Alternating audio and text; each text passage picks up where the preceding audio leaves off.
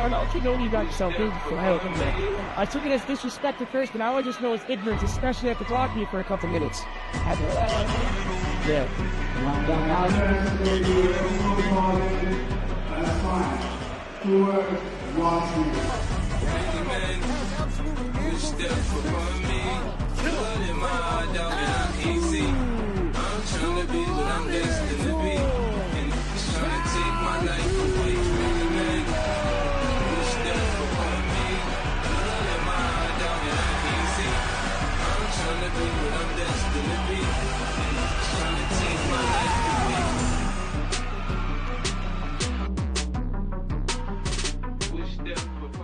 Merry Christmas, Cage Titans fans.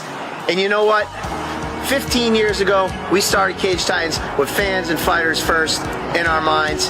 And man, what a ride it's been. Without you guys, we would not be here today. And I can't thank you enough. So this holiday, this Christmas Day, we're here to give you the best gift possible.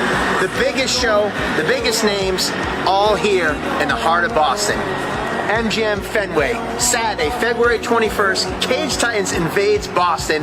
MGM Fenway with the biggest card we could possibly put together for you fans in New England.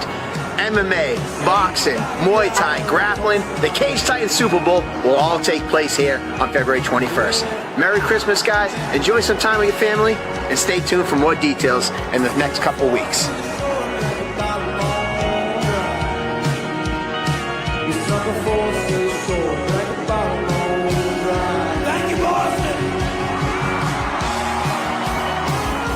So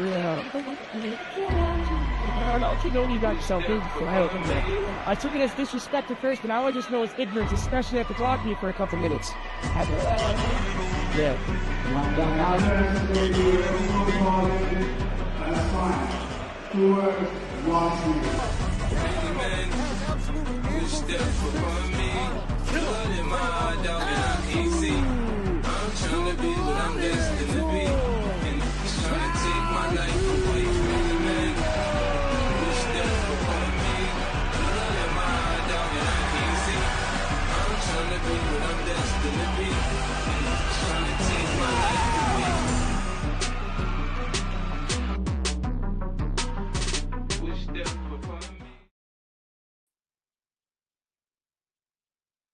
Welcome. Home indeed. I was like, all right, well, we're just going to say silent for a second. Who's going to say what's up first? All right, what's going on? Cheers. I was waiting for you to cheers, everybody. Hey, well, here it is. Cheers. Here's the water cheers of the digital era of Table Titans. Cheers. Stay hydrated, everybody. I got the water. What's going on? What's good?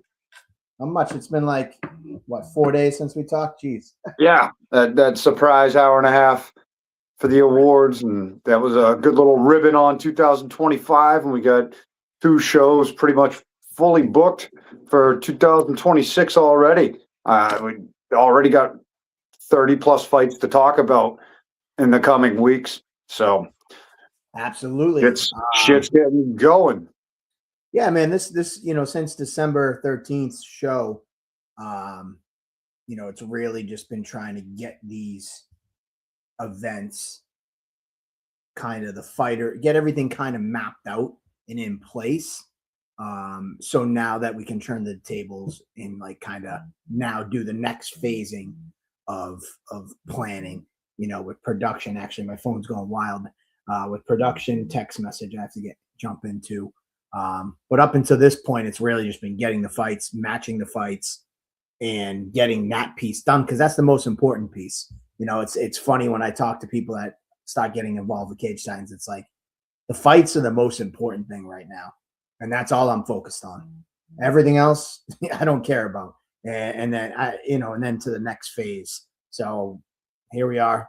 Yeah, man, that's just it. It's really it. It's time to get going. Yeah, it seems for the better part of the second half of the year, the rubber has not left the road. There's been no downtime, and that's good things, good problem to have. Yeah, I mean, things are going in the right direction, man. That's all I can say. Things are going in the right direction. No, certainly exciting. As pressurized as it is, and as much of a wave on the horizon Q1 is for Cage Titans, having a show every event or every month after coming off month-to-month events to close out the year. It's fun. It's fun. Fun hurdle to tackle, and new venue being sprinkled in there. It's great stuff on the horizon. Yeah, and for me, I'm pretty stoked about the fight cards that we built. I mean, Yeah. all the coolness of everything that's got going on. It's secondary to me to the fights, and in the direction that we're trying to go for 2026. I think we're just continuing to raise the bar for the fights, the matchups that we're putting on, giving the fans fighters that they want to see, and important matchups that have consequences and have a little oomph to them. And I think, again, this upcoming card for January 24th has a lot of those. Oh shit, that's going to be a great fight. And I can't, not only is this a great fight, I wonder what will come out of this fight and things of that nature. I say it all the time, like we're planning Cage Titans, multiple shows in advance and kind of laying the year out. And for me, as exciting, once I make a fight, I'm like, okay, cool. My mind's already, the fight hasn't happened. I'm already like, well, if this person wins, then this could go this way. If this person wins, this could go this way. These are some, like, I'm already trying to plot and plan. All right, well, then I should put this guy on a card around here so that we could maybe get them to line up. Like, I hear it a lot with fans with the UFC. And by all means, I'm not comparing us to the UFC, but they're like, oh, why can't we see this fight? It's like, well, sometimes they don't line up like that. They're slotted. One guy's slotted for one card. One's guy's, coming back from an injury. One guy, just can't fight on that event. Like there's a lot of pieces that are moving. And I think as we delve into this next phase of Cage Titans in year 16, it really will, that's what's starting to become fun for me. It's like, all right, well, we got January planned. We got February. I got to start thinking about March. Then I got to start thinking about May. And who from January will be available for March or May and things of that nature. So, yeah, I don't know. My quick little spiel on that. Yeah.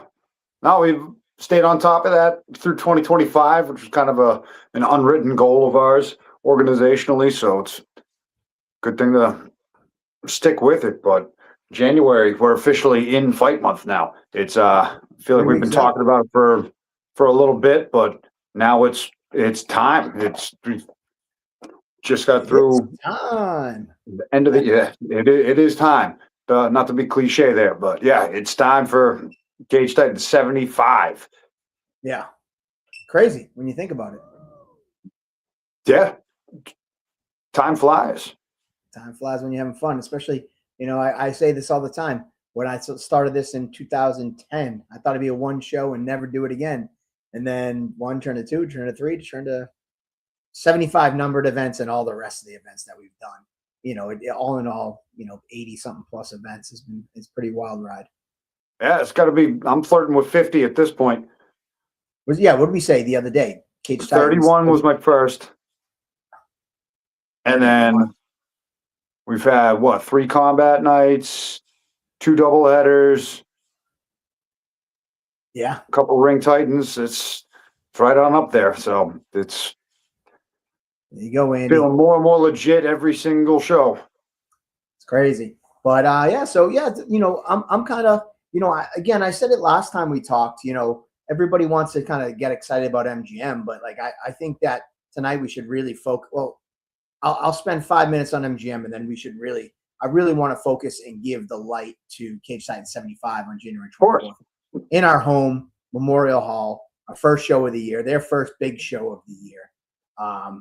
We usually kick off things big time for Memorial Hall in Plymouth. So like, I think the first show of the year is like, all right, cool. Cage Titans here. We're back from the holidays and let's rock it. But as for MGM, the kind of the housekeeping stuff, they get back from vacation tomorrow. They've been off on vacation from the 22nd of December. Literally, we signed paperwork the day that they went away for a 2-week hiatus for the holidays. So they're back tomorrow. I'll probably be up there on Wednesday or Thursday of this week. We'll have tickets going live on Friday. So we'll have a ticket video. We'll do all kinds of cool stuff around the ticket release. So ticket release will be coming this upcoming Friday. They use Ticketmaster, so it'll be through Ticketmaster. Pricing, I think I've already told you guys, we're keeping everything kind of well within line of our normalcy of pricing. I think you see about $70, $75 our cheapest ticket. Our most expensive usually is $130. This show will be about $150 for front row. So that's kind of give you guys some housekeeping stuff on that. So this upcoming Friday, we'll have ticket release, ticket video, tickets on sale through Ticketmaster, their home box office. I think I'm going to hold some of these fight card matchups. I think I'm going to hold some of the matchups until next Monday. So I think I want tonight to be solely Cage Titan 75. And then we'll start dribbing and drabbing out some fights. We'll have a poster by Friday for the MGM show. So we'll do a poster release. We'll probably do like poster release and maybe the top 3 fights. Or maybe I'll do the whole main card. I don't know. We'll figure something out. But that's kind of what I got in the works. So, Friday will be tickets, and I'll give you some fight information and with the poster. And then we'll go from there. Yeah. I mean, it's certainly the apex of the news going on. This is kind of a shocker. Everybody's surprised about the news. We've been flirting with the idea of moving to different venues over the past couple of years, and the time is finally afoot. But what's the can't look past what's ahead. On to Cincinnati. We're on to 75 before MGM, and Memorial Hall is our home, so that's never going to change, even though we're delving into Boston, the big city, and taking our show on the road there. But yeah, Memorial Hall is always it's always where we're based out of. So can't forget to shine the due diligent light on Cage Titan 75 and the matchups that we have ahead of us, which I'm looking at the card. It's business as usual at the hall. Down, buddy. Yeah. And then one last piece on MGM. The amateur portion will be matching up this week. I have all the names kind of final for the amateurs for February. So the MGM amateurs will probably get matched up, and they'll get offers this week, and then we'll have that ready to go. Carter Whitty, I know you're looking to get on it, man. I'm working on something. Carter Whitty mentioned he wants to go pro in 2026. So I'm trying to find either a pro debut. I did offer. We did talk about maybe one last amateur title fight shot, but it seems like his sights are set on going pro. So we'll see what we can get pulled off for that. But yeah, so there you go. They have it. So Andy, you got a chance to see kind of the card for Cage Titan 75.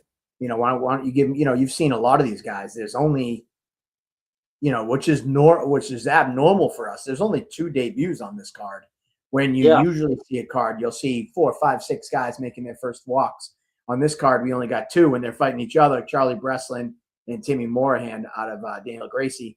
And Charlie, though he's a debut in record, he was supposed to fight. He's gone through the process already because he was scheduled to fight the last Cage Titans, and his opponent pulled out on fight day after being hospitalized from a bad weight cut.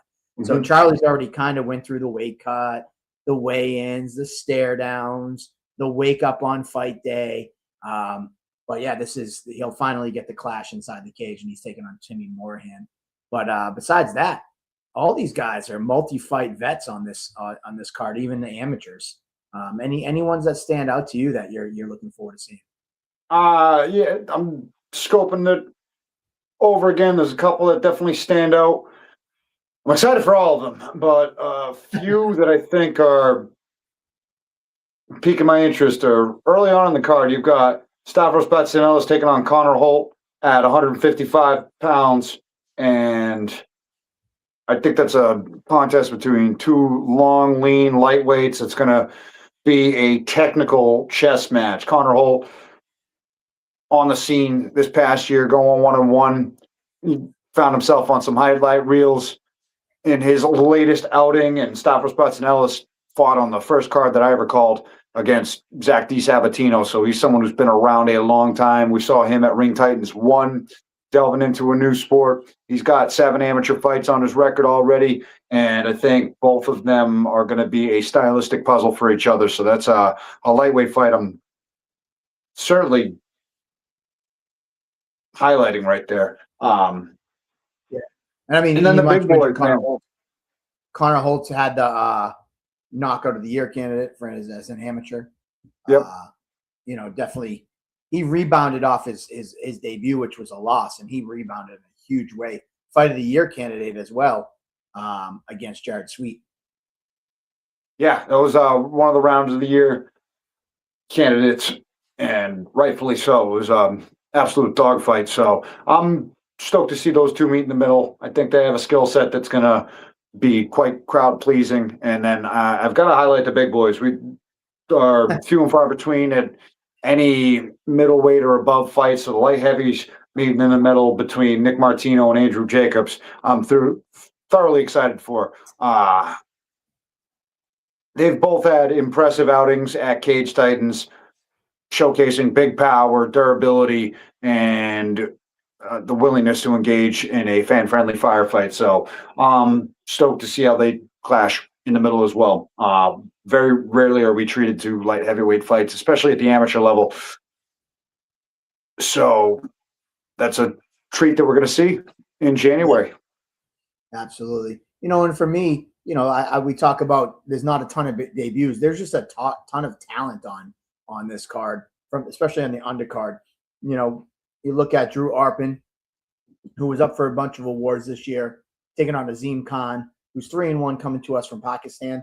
He just teamed up with Back to Basics. Jeff Perez's school, 3-1. Kid's a long rangy striker. His first fight here in the States. From what I hear from Jeff, this kid's an absolute killer. And we all know what Drew Arpin, the mutt, brings to the table. Not only knockout of the year candidates, he's got submission of the year candidate, actually won the submission of the year. So this kid's must-see TV every time he steps in the cage. So Drew Arpin returning to take on Azim Khan. I think that one stands out. Mark McKay is on the card again. I'm just kind of highlighting some of the guys who are up for awards. Mark McKay was up for sub of the year. Had an incredible debut in a fight against Rafael Maya. That was incredible. I mean, and to be able to pull out a submission against that type of opponent speaks volumes of where Mark McKay's ceiling could be. And he's taking on Chris Chico from Darkside BJJ. What Aaron Hughes tells me, this kid's an absolute beast. He's been training up at New England Cartel, obviously at Darkside. He's 1-0. He's got some heavy hands, a ton of talent as well. So that's another fight that I'm kind of like, ooh, okay. Let's see where these guys go. Yeah. So as it's shaping out, we've got a crazy amount of experience at the amateur level from top to bottom. As you mentioned, debuting fighters. I feel like there was a streak a few years back where we wouldn't have any debuting amateurs. Everybody had some experience. And then in 2025, for whatever reason, we were just a lot of debut heavy cards. There were a lot of people that fought for the first time in 2025. I feel like, it's 4 years after the world shut down. People are more acclimated in full swing and ready to take those steps. And the talent pool is just expanding when it comes to people that want to get their feet wet in terms of becoming mixed martial artists and competing at the highest level and testing themselves. So we've seen a lot of debuts get made in 2025. And what you've talked about year over year is what's replenishing the crop, if you will. Everybody, backfill the lot. Everybody's now, you look at all these names that made their debut last year, and they've got 2, 3, 4 amateur fights, and that's where they're at now. And you're seeing their skills improve showing after showing, and it's a great way to kick off 2026 with this match experience at the undercard level, going into a pro card with some serious competition and a title fight at the tip of the helm. Yeah. Another quick thing on the debuters. We got some blasts from the past on this one. I was looking up while you were talking. Bobby Homer is he made his debut back at Cage Titans 49 and hasn't fought since. 48, I think it was. Hasn't fought since. That was the first show back since COVID. Scotty Miles had his debut back at 49 and 48. I'm confusing the two. They're flip-flop. One was 49, one was 48. But either way, they both made their debuts back then and have been away from the game and now are returning at Cage Titans 75. That's a pretty big gap in between performances when you think about it, where you got a guy, 48, and now here we are at 75, 4 or 5 years later. But both guys, especially, both guys I've had a chance to talk to about their return. And Scotty Miles went on and had an incredible coaching career. He's over at Level Ground Martial Arts with Mike Rodriguez, teaching jiu-jitsu, doing great things over there. As for Bobby Homer, he's at a new home at Viva MMA. He's like, I can't wait to showcase 2.0 Bobby Homer. So like both these guys have been working on their craft outside of the cage. So though they haven't been in the cage since 2021, they're still kind of honing their skills. And I think we're going to see, usually from fight 1 to fight 2, you see some improvements. I think we're going to see drastic improvements. And anything you've watched in their debuts back in 2021, you can throw it out the window for now. 4 years later, they're completely different fighters, I'm assuming. Yeah, and they fought staunch competition. Bobby made his debut with Jack Congdon, and I want to say Scotty Miles debuted against Tyler Smythe. Yeah, it was Tyler Smythe? Yeah, it was Tyler Smythe. All right, my memory serves correct. So, yeah, you look at the paths that their respective opponents went on after those fights, then it just is that much more exciting to see them return.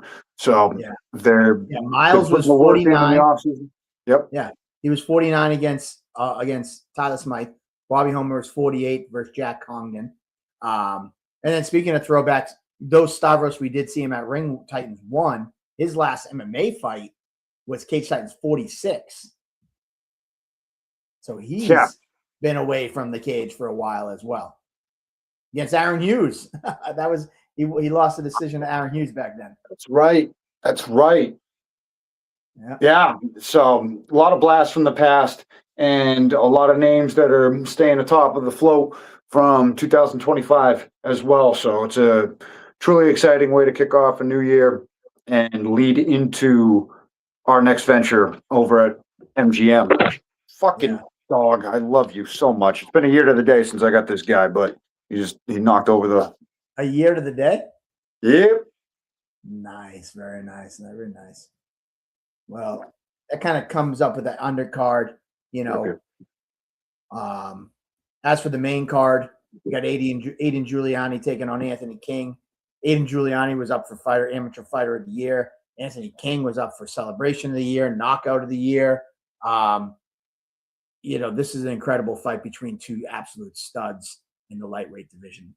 And a division that's been red hot. We saw a bunch of champions named at the division: Eric Zane, Tristan Wood, and then Aiden Giuliani.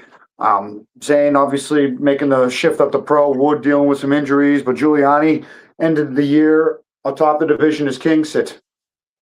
Lay down. And now Anthony King trying to take that spot as King. So it's a fun, exciting fight. They both exhibited a clash of styles there, where Giuliani is submission heavy, likes to bounce around on the outside, use his length, and Anthony King, just a powerhouse, not afraid to take a shot, to give a shot, and is ready to engage in a firefight. So they're going to have 5 rounds of which to work, and we're going to see a bloody tactical chess match between the two of them. I'm excited for the fight. They're both young, in their prime, hungry, and trying to get to that bridging level of accomplished amateur champion before making the jump to pro, which you could both make a case both are on the cusp of being ready for. Yeah, man. You know, you look back at the lightweight division for the amateur ranks, so many absolute studs have held that belt. Um, you know, three names that come to mind right out the gate: Kyle Bochniak, UFC veteran; Don Shanis, UFC veteran; Rob Font. Believe it or not, he was our 55-pound amateur champion, though he was top 5 in the UFC at bantamweight. Slippery Pete, Peter Barrett, 55-pound champion. Joe Giannetti, 55-pound. There's 5 names right there that have held Miguel our. Stevenson, who's fighting also. Well, I was gonna say the 5 that have held our title that have gone on to the UFC. Yeah, wow. Never mind the slew of studs that have just held the belt. Yeah. You know, so yeah, some incredible that was just 5 right there that have gone on and had success in the UFC. So it's definitely a marquee division, and you know, I think this is going to be a crazy fight because you're right. They both have a little bit of differences in style, and you know, Giuliani only has that one loss. You know, he's a tricky puzzle to kind of figure out. And AJ has one speed that's coming forward full throttle, whether he's winning or losing. You know, like whether he's getting the lesser of the exchanges, like in his fight with Sklama, or you know, he's getting the upper hand. He's just coming forward nonstop. I'm really pumped. And Anthony King, I got to tell you, has been one of the most incredibly difficult you know, title fighters in Cage Titans history to match. Because though his record sits at 2-1, he has a loss. So you think, oh, it shouldn't be that hard. It's like, you know, this kid, the fights he's had have been all insanely incredible fights. And he's kind of like a boogeyman. Like, all right, any non-title fight I've offered out for Anthony King, I get no's. So it basically process of elimination. I'm like, I would have liked to see him get to 3-1 before challenging Giuliani for the title, but realistically, no one will fight King. So it's like, all right, dude, no one fight you. Let's go. I mean, I guess that means you're the cream of the crop. And if anybody doesn't like him getting the title shot, they could easily step up and could have stepped up and fought him. But all the answers came back no. Well, champ said yes. So we got a fight on our hands. I was nervous. I was like, I wonder if the champ's got to say yes because he, you know, it's a challenging fight. I mean, and it's not that, you know, that's not a slight on Giuliani. It's a tough fight. I mean, realistically, well, that's the thing about the amateur championship. That's the thing about the amateur ranks is it's the goal is still surmisably going pro and making a run at the pro ranks. So you take those tough challenges. You take those fights at the amateur ranks. You take those the opponents that help you get up in the morning to bring the best out of you. So when you meet in there and you pass the test or not, you're still learning that hard lesson as a fighter before going into the professional ranks. And it's scratched from your record if you take the L in that title fight. That's a challenge. That might not be the best matchup. That might not be favorable for you. That might be dangerous. Doesn't matter. Take it at the amateur ranks. So that way, win, lose, or draw, you're better prepared to go into the professional ranks and you're going in with a clean slate. And more often than not, prime example, Ozzie Martin, Brody McDougal, when you're in a legendary fight, taking a big challenge, end up becoming training partners at the end of it. There's a lot of cross-training that goes on in the New England region. So that cross-training is much more pertinent when it comes to the professional level. Everybody's iron sharpening iron. It's at the amateur ranks, fight everybody. Doesn't matter if you've trained with them before. Doesn't matter how friendly you are. You can be friendly and training partners as you're going together at the professional ranks. But at the amateur ranks, fight everybody. If that's what your goal is, to make a run and go pro, no should never be the answer to a fight, if that's what your goal is. Yeah, and I think that's important too because, you know, sometimes guys, you know, get a big record and everything going right in their career because they're hand-picking their fights as an amateur. And then I've heard from coaches, the ego kind of gets away the fighter's ego kind of gets away from the coach's hands. And then all of a sudden, this fighter thinks he's invincible, and he's not working on the things that he should be working on. He's working, he thinks that he hasn't been beaten. He's untouchable. So it's like, then he becomes almost uncoachable because everything's going right. And the hand picking of the opponents and selectively like choosing their fights that they're going to win 9 out of the 10 times backfires. Or you get in a case where a fighter gets so far along in his career, and then when it's time to take a challenge, it's too late because he finds out too late the things that he needs to work on. And I don't think we have this problem too much anymore at Cage Titans, at least.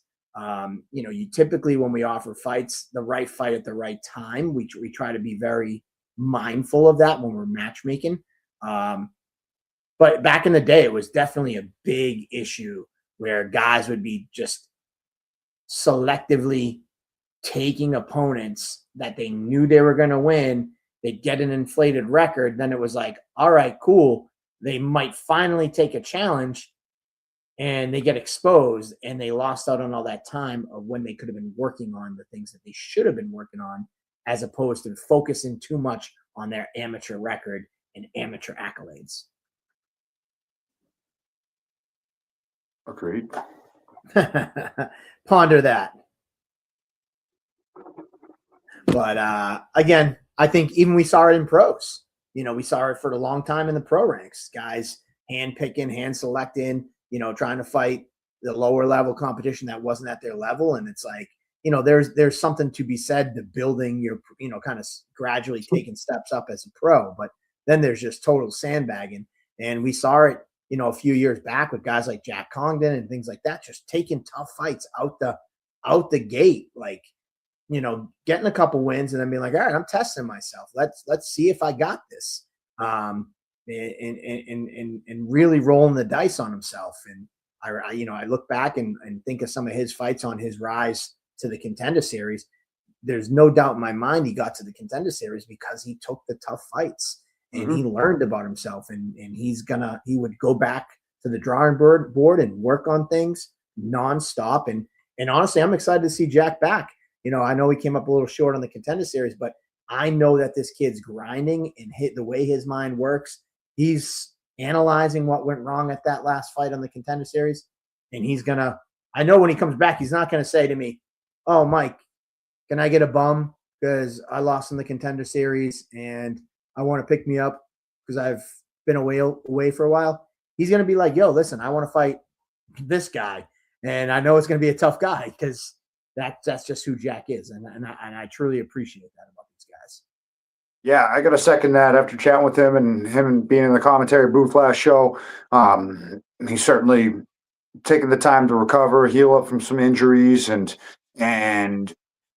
he's just always been a strategist. He's a tactician as a performing mixed martial artist, and when it comes to making the moves in his career and taking the strategic fights and taking the challenges at the right time that he's taken. So I couldn't agree with you more. And that's a perfect example of the strategy in build up, where you have to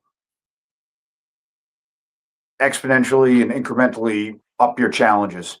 And once you get to a certain level, there's no going back. There's no room. Once you get to the Contender Series level, once you get to the UFC level, you're out of our hands at the local level, and anything goes. That you're fighting the best of the best. What's the saying? Big fish, small pond type deal. We're doing our best from our standpoint to help everybody on the local scene and everybody that we fly in. Obviously, we're not just a local promotion. We care about the out-of-staters at the same rate. And we've had plenty of out-of-staters that have fought for us that have gone on to the UFC as well. But the method stays the same. It's the real challenge is taking those risks, and come whatever may, that's always been beneficial. Win, lose, or draw. This is a forgiving sport. It's not like boxing where you got to be undefeated for half your career to make any waves. It's a very forgiving sport. The criteria, as you've mentioned before, is fight often, be exciting, get finishes. If you're fighting cans, then win the way you're supposed to and be exciting as fuck.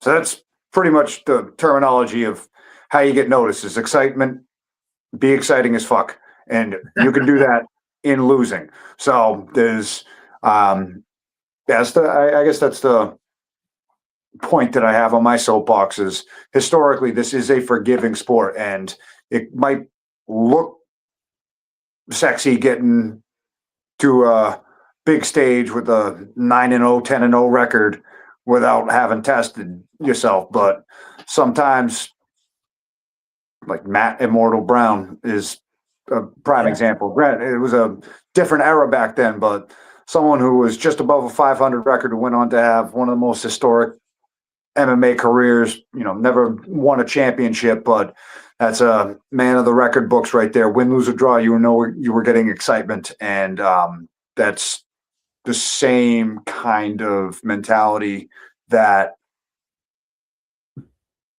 I think at this stage, from my perspective, in this business, needs to be taken at the local scene. As Aaron said, that's why you never miss an Aaron Hughes fight, because he's always exciting as fuck. Aaron, if you want to call in, I threw it in the comments. You want to call in and you can come and talk about your fight against Nico Getling. But yeah, there's our soapbox for the minute. We always usually go on a couple minute rants between the two of us on something, but I think it's we don't see it as often anymore. Well, this is kind of the way this card shaped up. When you're looking at it from the amateur and the pro ranks, it seems like regardless of experience level, everybody's taking that elevated risk of a fight. Yeah. From top to bottom. So quite refreshing to see. Yeah. Sorry, my son, he's buying a suit right now at the store, and he's texting me all these pictures trying to get me to pick it out. I'm like, freaking style. Send him to Ken Moore. I wear shorts every day of my life. I wear hoodies and shorts every day of my life. So I'm like, I don't know what to tell you, buddy. I'm like, I get dressed at intermission at Cage Titans, and I hate getting dressed. That's why I barely ever do it. Everybody's like, are you going to get dressed up? I'm like, it's the worst. But he's trying to he's in a DECA competition on Wednesday, so he's trying to pick out a new suit. But either way, maybe I'll have to hook him up with Ken Moy, but I'm kind of under the gun. He's got to get saying. But anywho, that's enough about our rant about fighters. I my last piece on it, I guess, is that with the emergence of the Contender Series, we kind of have, or you kind of have, an idea what you need to do and in what time frame you need to do it. Years ago, before the Contender Series, there was no rhyme or reason to getting signed to the UFC. There really wasn't. You had guys like Manny Bermudez that were 10-0, 11-0, and beat studs at 7-0, but didn't get in until he was 11-0 after beating somebody who was 2-12, 2-13, because it was a same day replacement. Like, there really was no rhyme or reason what could get you into the UFC. And now, with the emergence of the Contender Series, I praise Jack, and I speak about him a lot, because he would look at the schedule and be like, all right, cool. I'm going to fight these 4 out of the next 6 cards, because then I'm going to be at 4-0 by this time next year. And then hopefully I'll take 2 fights at the beginning of the year. And then when they're ready to stop booking Contender Series, hopefully I'll be 6-0. And then, when he did come up short, he was like, all right, cool. It extends it. Maybe I'm not going to get in this season. But now there's 6 more fight cards until next season's booking. And if I fight on half of those, now I can get to X and 1. And that's exactly what it was. You know, and And exactly it's how pretty mapped up. And it's funny Oh. you mentioned that since the emergence of the Contender Series, how there really wasn't a concrete roadmap as to how to get a contract at a big show. Kind of was luck of the draw, short notice. You really had to be making waves and beating everybody in your path and being on a path of destruction. And like, for example, Manny Bermudez, as you mentioned. And that was really it. It was timing was had a lot to do with it. But now, all that's still relative. There still isn't a concrete roadmap. But if you listen to interviews with Dana White, if you don't know now, you know all those things as the shows are as the fights are coming along, and you look at his board, you see the labels of them. If they're labeled with a blue star next to them or a blue dot next to them, that means that they're signed from the Contender Series, and it's a significant part of the roster. 200 people are going to get the opportunity to fight for an opportunity for a contract every single year, and it's laid out on a calendar when it happens. So it is now available for fighters to take a strategic roadmap and map their careers out fight by fight in accordance with the local promotions that they have at their discretion, and find a way to get on the radar for a Contender Series fight when the fight comes along. And that started in 2017. So, Cage Titan's been around since 2010. I started in 2016.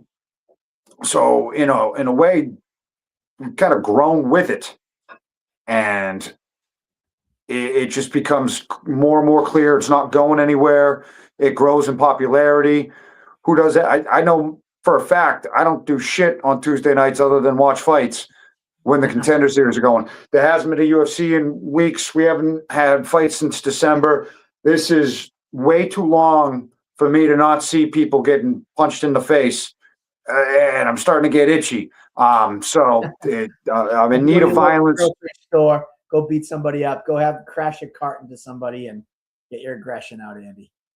No, I don't feel like going to prison just yet. Yeah, no, I'll go hit the bag or something. I still got that, but I mean, just like the real deal. Like I'm so immersed in fighting where I miss it. I miss actual violence. It's strange. It's probably a testament to a lot of mental health issues, but I love it. I'm not complaining. It's I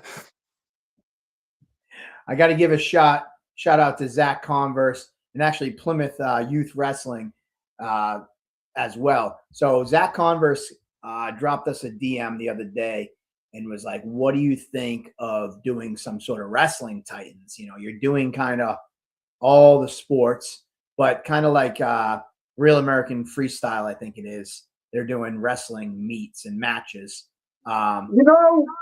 It's funny you mention that, because what are we always talking about? Like, what are we doing with Ring Titans now? It's how do you say Cage Titans always started?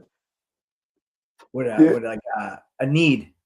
No, it was you fought so many times, and what's your say? Other people doing it, and I thought that we could do it better.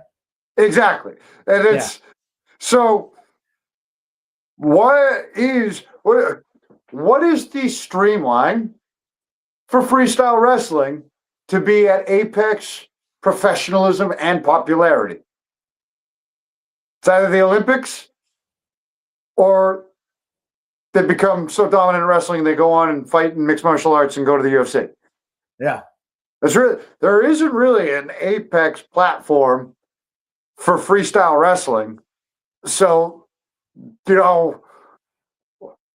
why not? Yeah. We probably could. I'll tell you this. I went to, yesterday, Plymouth Youth Wrestling started a program where they're doing meets and they did at Memorial Hall yesterday. They actually have their next couple scheduled at Memorial Hall. Some of our staff's working their events to help them get through it. at the front door and things like that. So I actually stopped by, and it was a great atmosphere. Like, we've done grappling tournaments at Memorial Hall for grappling titans, and seeing all these kids on the mats, and then I saw a ton of crossover. I'm there at this wrestling event, say hi, check in on it. Two of my neighbors actually are, I don't know what they do, but they're kind of at the top of it running these things. One of our sponsors, Danner Construction, is also on the board for this, and she's also part of running it. So I went to go visit them, and the crossover is insane. I go there, I see Joe Giannetti, Justin Burrow, Zach Converse, Local Lobos there, Kane Cowley is there. All these guys and all these faces from the cage sides community and the fight community are all there. And, it's Ryan Torrance was there on the mats coaching, so it was amazing to see. It was in a great tournament. I think their next one is the night before Cage Titan 75 on Friday night. So somebody's in there. There's a need for old man wrestling leagues, 30 plus in tournaments. And that's kind of what Zach Converse said to me. He's like, there's plenty of guys out there that would love to throw a singlet on and just, I don't want to say relive their glory days. I mean, that might just kind of put a bad spin on it, but like relive their glory days, I guess. I mean, I don't mean it in a negative light. I'm not talking about, Married with Children, Ed Bundy, whatever his name is, Al Bundy, talking about his high school football days. But I'm just talking about, like, it would be a cool opportunity to get out on the mats and do something like that. So there's a ton of crossover. I can see you putting on the singlet and getting out there. Yeah, So oddly enough, wrestling was never. I was never like my journey in MMA was truly kind of MMA. I liked fighting. Yep. I'm the same way. I'm straight MMA. Like, I have no background, never formally wrestled, never boxed or anything formally. I went in and just started just training MMA and learning it as I go. Yeah. So I'm the same way. I played sports, growing up. I was a highly competitive hockey player, played junior hockey and things like that. But and I just like to fight. Truth be told, I like fighting and I like MMA. But I never was a wrestler or no formal, karate or anything growing up. But I'm telling you, man, I'm seeing these kids and watching these kids on the mat. It's like there were some tight matchups. AJ Golden, my neighbor, he was grappling, and I watched both of his matches, and I was like, oh shit! Like, one of the matches, like, he was down 2 points, he got I don't know what the hell some of the rules are. They're like, I remember one match I was watching Justin. I'm jumping around a little bit, but I'm watching Justin Burrow's son, who's now wrestling, and he's on top, and he's beating this kid up. And in my opinion, I'm like, oh, he's winning. And then I hear the other kid's coach be like, well, turn around and get on your belly. And I'm like, and he flops over and he's like face down on his belly. I'm like, why would he do that? And they're like, no, you can't pin his shoulders. It was cool. And the intensity, it was insane. Like, I was hooked. And I think it's a lot like MMA going to Cage Titans. That's what it was like for me. People are like, I'm not into it, man. It's not my thing. I'm not going. And then they come to a Cage Titans, and it's hard not to feed off the energy. Oh, wrestling is fucking intense, man. I miss going to them. My kid brother wrestled. So at my high school, they didn't have wrestling. And then my kid brother went to a different high school, and they had wrestling. So I go to all his wrestling meets, and yeah, it is intense when it's coming down to the wire and, an escape. Yeah. Breaks a tie. And my neighbor AJ's match, it was like he was down 2-0. And then I think he got his opponent over and then rolled him. So he got like 3 points. As the clock ended, it was like, oh, he lost. But they hadn't updated the point for like that last reversal. And near fall. Yep. But it was definitely intense. And even so, my three of my kids, I took my 9-year-old daughter, my 12-year-old, and my 6-year-old, and they're kind of not into Cage Titans. Like, they are, but they're not. Like, if they go, they want to go and kind of like hang around, and then they don't really care about the fights or any of the rest of the stuff. But my kids were like, "Oh, Dad, can I stay and watch?" Because like we were just kind of popping in. Like, can we stay and watch this? And I'm like, they were sitting on the mat at one point watching these matches up close and personal. It was pretty cool. I mean, I got to say, and shout out to my friend, my little buddy Weston, my son Weston, his best friend Drew competed that day. His 6-year-old friend. They're both in kindergarten, and Drew went 2-1 on the day. And shout out to my other neighbor AJ. He went 3-0. And there's a couple other guys that I forget about. But yeah, man, it was incredible tournament. I love seeing what's going on in Plymouth. You know, people are talking about earlier in the comments about like, Cage Titans, you know, Plymouth Memorial Hall is your home. It's like, yes, Plymouth's our home. You know, I actually got a Plymouth General Store shirt on right now. But you know, Plymouth's our home, Plymouth's our community. And what I love seeing is the explosion of, you know, all combat sports. And I would put wrestling under that umbrella. Like, Yes, when we came to Plymouth, when I fought in Plymouth in 2008, you know, it was still a taboo sport. When I started Cage Titans in 2010, and we eventually came to Plymouth in 2011, it was still very taboo. Oh, yeah. Because there were shady promotions and the sport kind of had a bad rep. Like, I had to work so hard in the town of Plymouth, raising the reputation of what we did to get us accepted. And now seeing just the emerge. Now there's another gym with Daniel Gracie in Plymouth that does free programs for firefighters and first responders, the police and things like that. A police officer, Ryan Torrance, who's fought for us. Now they're doing wrestling tournaments at these events where we're helping out, being a part of. It's truly incredible to see this little, I don't want to say this little town of Plymouth. Obviously, it's, you know, this town of Plymouth just embracing, you know, the combat sports world and seeing all these things happen here in Plymouth. Yeah, it's a long ways away from 2010, where I had to pay every vendor in cash up front because no one believed that MMA was a legitimate business. And, you know, like, or when we'd ask for things, they'd be like, what kind of event? Oh, no, we're not doing that. Like, it's been a long way. And to see, you know, so many towns all convening in Plymouth this past Sunday, you know, for a wrestling tournament, and seeing so many familiar faces, it was definitely, you know, a very cool experience to see. And though we have no part in that program starting up, and by all means not taking any credit for starting this thing, this is all their brainchild, it is cool to see that a small part of what we've done at Cage Titans, I feel, was probably very much a part of having them hosted at Memorial Hall and seeing the emergence of the sport in all its subdivisions. You know, right now in Plymouth, I mentioned Daniel Gracie, but Surgeon Muay Thai is also in Plymouth. Like, not only we have one, you know, gym, we got 2 MMA, and I think there's also Thornton, though they don't compete in MMA, they have a jiu-jitsu gym. Like, there's multiple gyms in this town. There's there's their own wrestling program that's outside of the school. That's just a program. There's a lot of stuff going on in Plymouth. So there's my soapbox for Plymouth, Andy.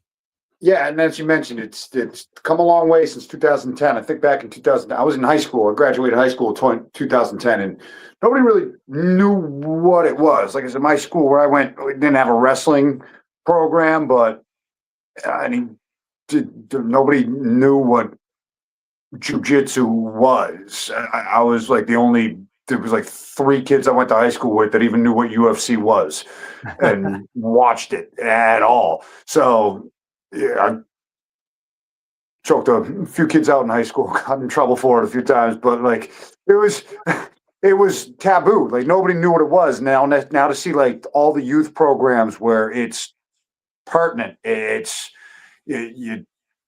kids are now 15 years old and they're wizards on the mat. It's night and day. It's completely different. It was not a thing 15 years ago. It wasn't even a thing 15 years ago. It was still mainstream. Like, the UFC was post The Ultimate Fighter boom. Like, I remember watching it on Spike TV. Spike TV was the only way you could watch it. Watching all the UFC Unleashed and then trying the moves out of my brother. And that was it. Like nobody knew what it was. There was a few of us that knew what it was. And now it's just through the roof. Everyone is, kids are training at it at, you said 6 years old, they're wrestling, and you see these kids that are grappling at 8, 10 years old at Cage Titans. And Yeah, it's funny. I can't read that. My son Wes, again, he's not really into my kids. None of my kids are really into MMA or anything that I do. But it's funny. My son Weston always talks about his buddy Drew. He's like, "Oh, Drew's always trying to wrestle me every time we play." It's just like, it is crazy. One thing that is interesting. I'm curious if this has a correlation. I don't know how big of a sport wrestling was because, again, I never wrestled. That wasn't my my high school thing. didn't have it. I had to go through, sign a petition all 4 years in high school to get kids that wanted a wrestling team to sign it. And then, like, I want to say like a year or two after I graduated, they had a wrestling program for a little while there. That was bullshit. Yeah. But yeah, I mean, I don't know. I think wonder that's if this is it because with the emergence of MMA over the past, 20 something years, or, now people that kind of grew up fans of MMA are now having kids, and now their kids are getting a little older, and because they were fans of MMA, they want their kid to kind of maybe somehow get involved. And the talk has always been wrestling is the best base for MMA. It's been debated, but I mean, I would think, I would think 90% of the population would agree that wrestling is probably the best base. Could be totally wrong, but I wonder if now, as MMA fans, because think back to, when you started watching MMA as a teenager. Now you're of the age of, like, if you were going to have kids and now your kids are starting to grow up, because I'm assuming you would put your kid in wrestling, and there's so many MMA fans. If you're an MMA, like, if I could go, I mean, I still have kids, but my kids don't want any part of it, but I would definitely want my kids in wrestling. So I wonder if also some emergence of these wrestling. Your kids have trained. I mean, I've seen Ellie and Carter go at it. They got some moves. They trained for a while. I think that I think it's important to know how to do that at a young age. If I could go back and do it all again, I would have never played football. I would have gone and founded jiu-jitsu school, but I don't even think that was a thing. They weren't around. Like, I did like taekwondo and shit as a kid, but I think it's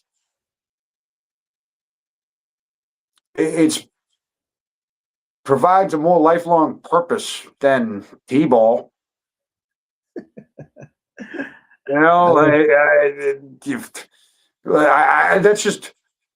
just you. Not nobody ever. It should never happen, honestly. But I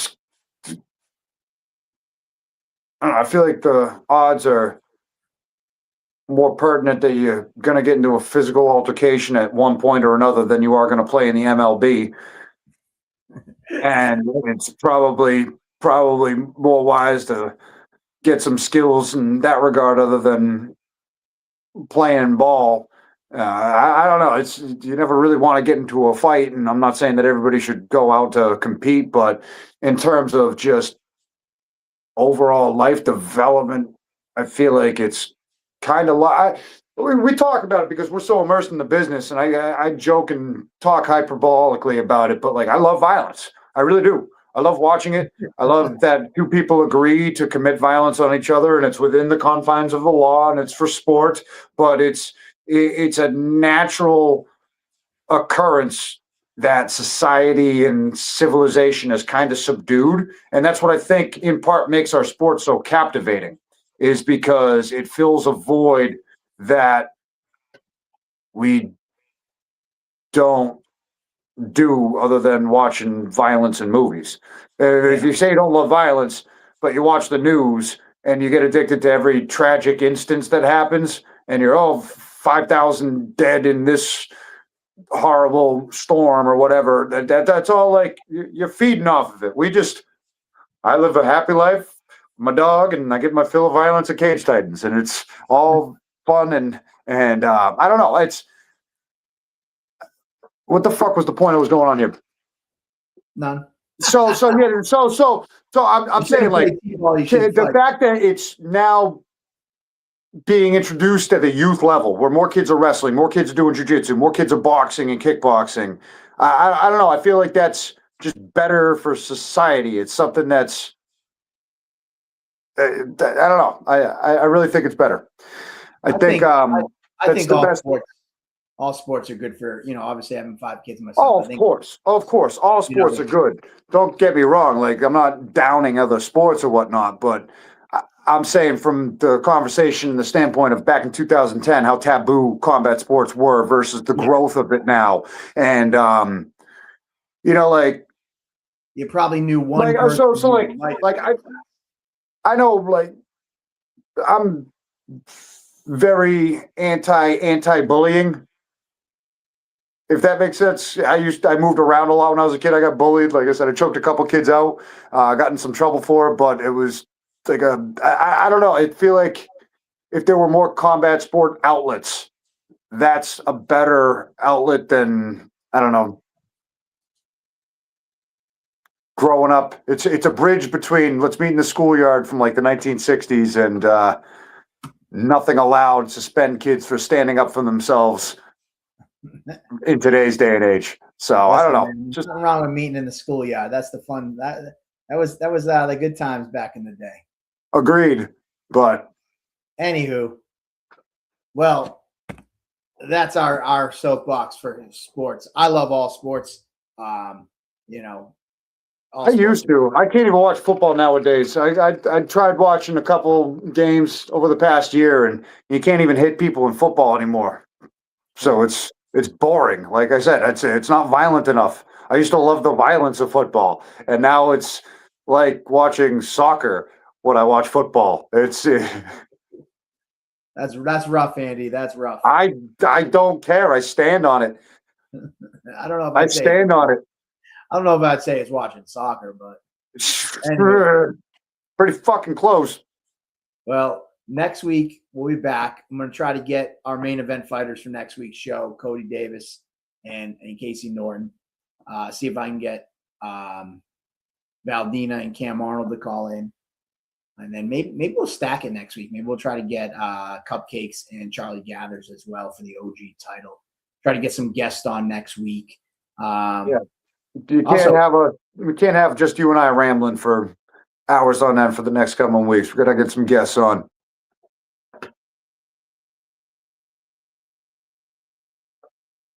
Did you just freeze up on me? Yeah, you definitely did. Somebody wrote football. I lost you.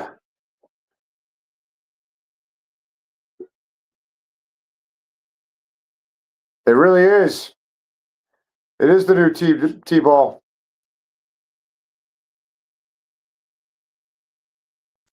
There we go. All right. Well, I agree. It's tough to watch.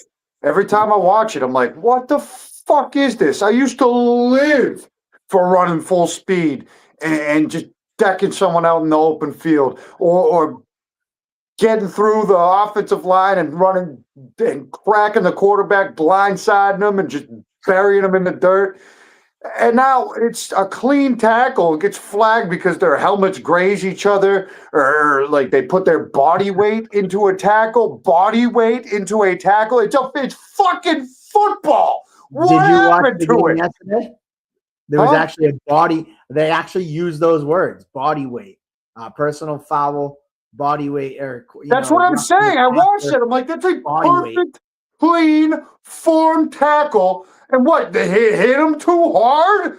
He dead weighted him. Go play soccer. You're ruining the integrity of the game for some nerds who want more fantasy stats. It's dead. I hate it. I'm sorry. There's a lot of people that still like the NFL, but either way, I know. And it's speaking of sports, Barstool Sports, Dave Portnoy was at Coop's Bar and Grill today. Nerds like him ruin the game. I'll say it. Who was that? Nerds like him ruin the game. Well, he was doing his one bite. Everybody knows the rule. Pizza Dumbest review. thing on the internet. So be on the lookout for that. I don't know what he rated us. I actually wasn't there today.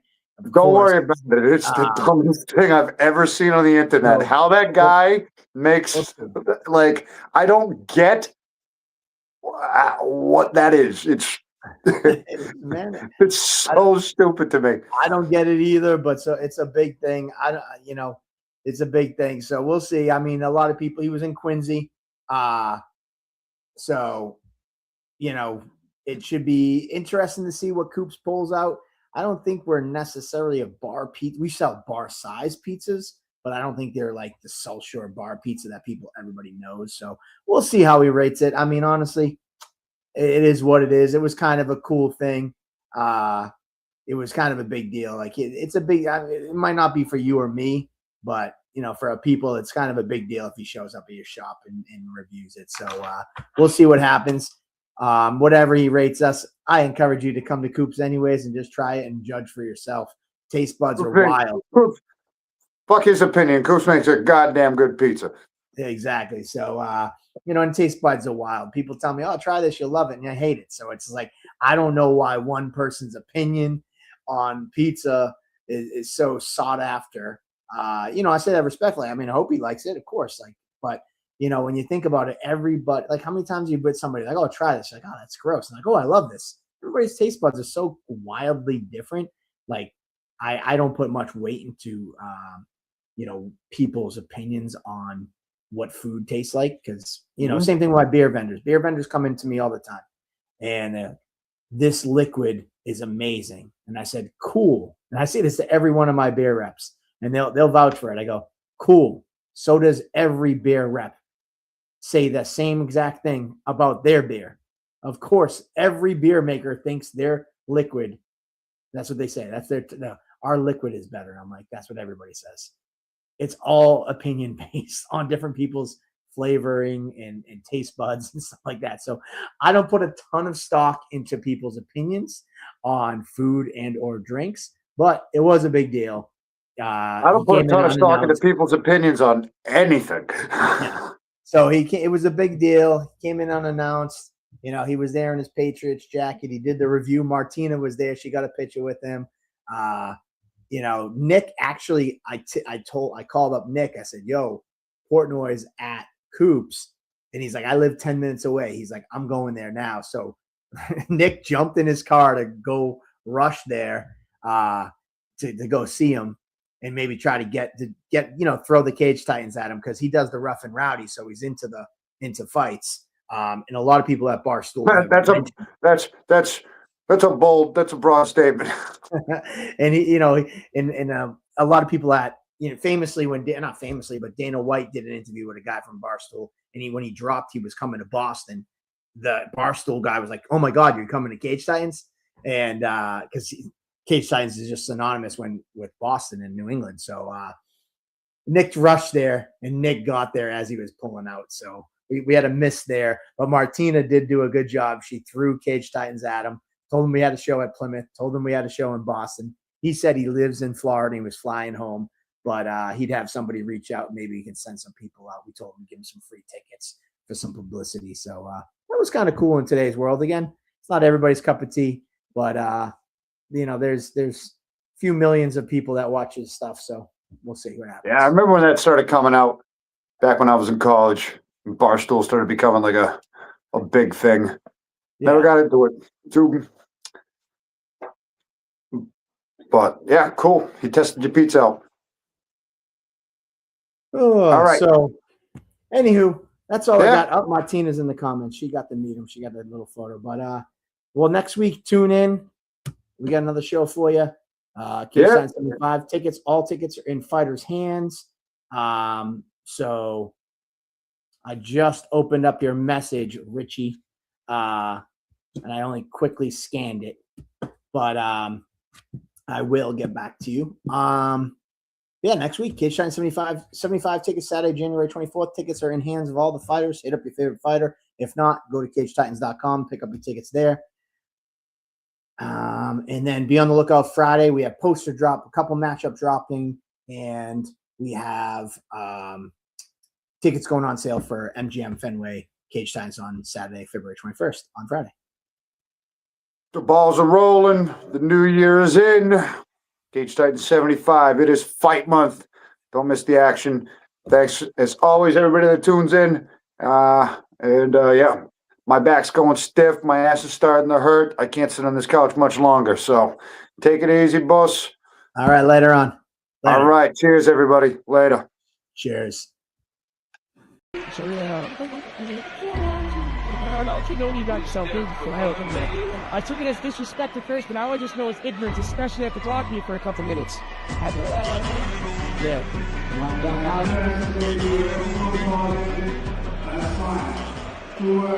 Watching.